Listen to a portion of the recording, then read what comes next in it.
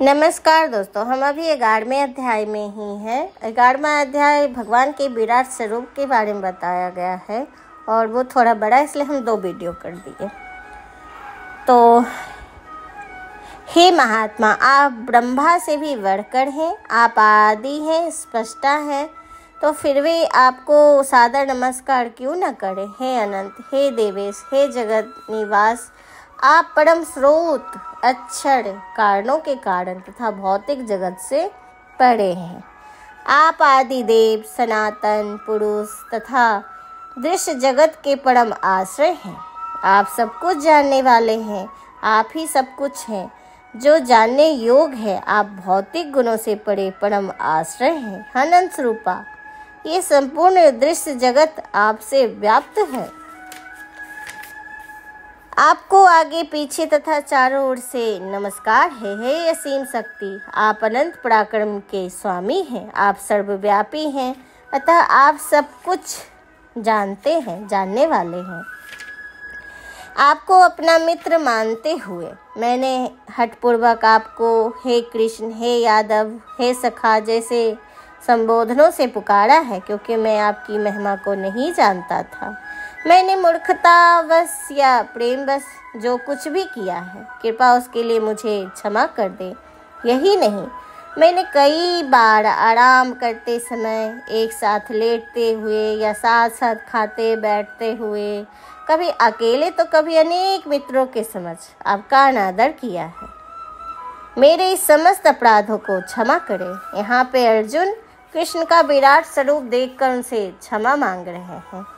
आप इस जड़ तथा अचर संपूर्ण दृश्य जगत के जनक हैं। आप परम पूज्य महान आध्यात्मिक गुरु हैं। ना तो कोई आपके तुल्य है और ना ही कोई आपके समान हो सकता है।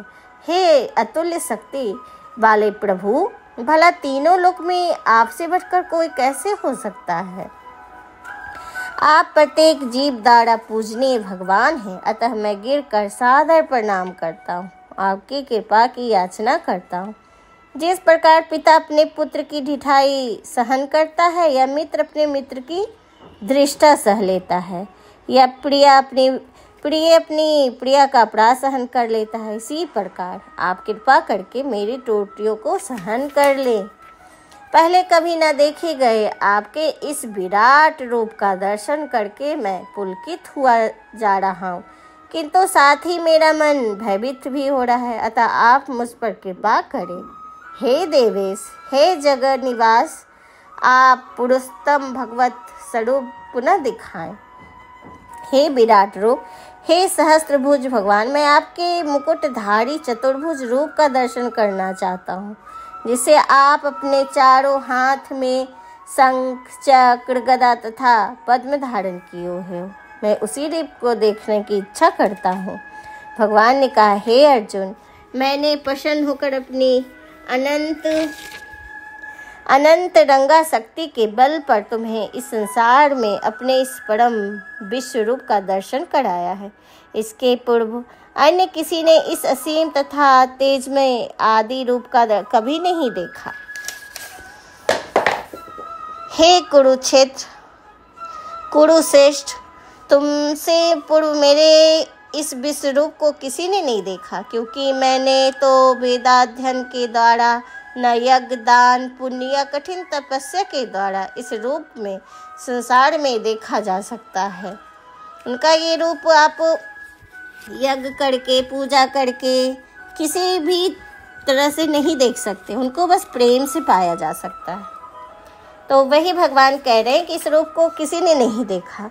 तुम मेरे इस भयावह रूप को देखकर अत्यंत विचलित एवं मोहित हो गए हो। अब इसे समाप्त करता हूँ।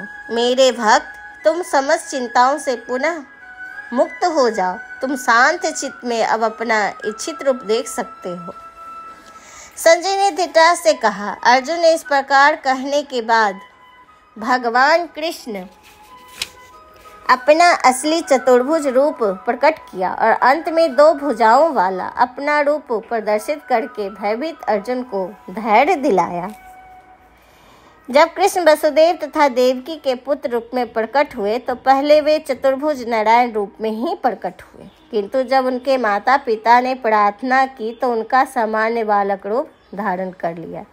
उसी प्रकार कृष्ण को ज्ञात था कि अर्जुन उनके चतुर्भुज रूप को देखने का इच्छुक नहीं है, किंतु चूंकि अर्जुन उनके इस रूप को देखने की प्रार्थना की थी, अतः कृष्ण पहले अपना चतुर्भुज रूप दिखाया, फिर अपने 2 भुजाओं वाले रूप में प्रकट हुए।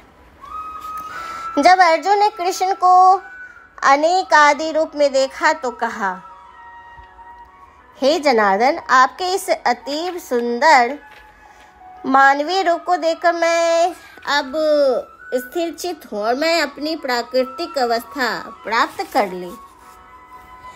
श्री भगवान ने कहा, हे अर्जुन, तुम मेरे जिस रूप को इस समय देख रहे हो उसे देख पाना अत्यंत दुष्कर है।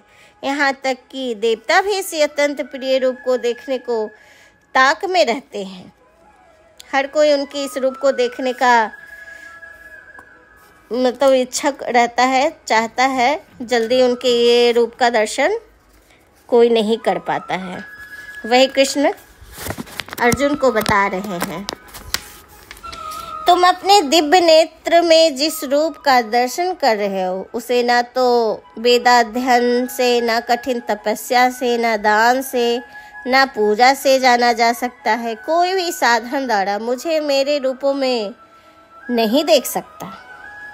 हे अर्जुन, केवल अनन्य भक्ति द्वारा मुझे इस रूप में समझा जा सकता है जिस रूप में तुम्हारे समक्ष खड़ा हूँ, और इसी प्रकार मेरे साक्षात दर्शन भी किया जा सकता है। केवल इसी विधि से तुम मेरे ज्ञान के रहस्य को पा सकते हो।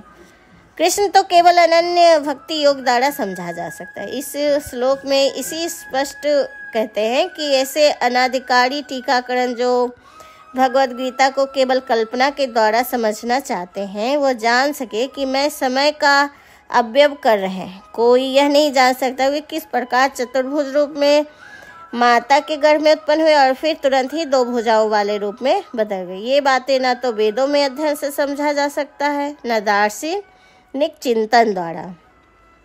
अतः यहाँ पर स्पष्ट कहा गया है कि ना कोई उन्हें देख सकता और न ही बातों का रहस्य भी समझ सकता है, किंतु जो लोग वैदिक साहित्य के अनुभवी विद्यार्थी हैं वही इस प्रकार के वैदिक ग्रंथों का माध्यम से उन्हें जान सकते हैं। हे अर्जुन, जो व्यक्ति सकाम कर्मों तथा मनोधर्म के कल्प से मुक्त होकर मेरी शुद्ध भक्ति में तत्पर रहता है, जो मेरे लिए ही कर्म करता है, जो मुझे ही जीवन लक्ष्य समझता है और जो प्रत्येक जीव में मैत्री भाव रखता है, वह निश्चय ही मुझसे प्राप्त करता है। जो भगवान में इस 11वें अध्याय का सारांश यही है कि कृष्ण ने अपने क्षण भंगुर विश्व रूप के साथ साथ काल रूप को, जो सब कुछ भक्षण करने वाला है, और यहाँ तक कि चतुर्भुज विष्णु को भी दिखाया है।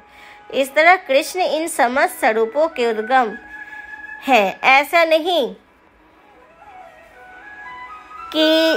है कि वे आदि के विश्व रूप या विष्णु को ही अभिव्यक्त है। वे समस्त रूपों के उद्गम हैं। विष्णु तो हजारों लाखों हैं, लेकिन भक्त के लिए कृष्ण का कोई अन्य रूप उतना महत्वपूर्ण नहीं है जितना कि मूल 2 भुजी श्याम सुंदर रूप। ब्रह्म संहिता में कहा गया है कि जो प्रेम या भक्ति भाव से कृष्ण के श्याम सुंदर रूप के प्रति आसक्त है, वे सदैव उन्हें अपने हृदय में देख सकते और कुछ भी नहीं देख सकते। वो मनुष्य को समझ लेना चाहिए कि इस 11वें अध्याय का तात्पर्य यही कि कृष्ण का रूप ही सर्वोपरि एवं परम सार है। तो आज का ये वीडियो यहीं तक। 11वां अध्याय हम 2 भागों में किए हैं, 2 वीडियो में डाली हूँ। तो आज मैं ये समाप्त करती हूँ 11वां अध्याय। आपको ये वीडियो सुनने में कैसा लग रहा है प्लीज़ हमें बताइए कमेंट करके। और अगर आपको ये सुनने में अच्छा लग रहा है तो प्लीज़ सब्सक्राइब और लाइक कीजिए। धन्यवाद मेरी वीडियो सुनने के लिए।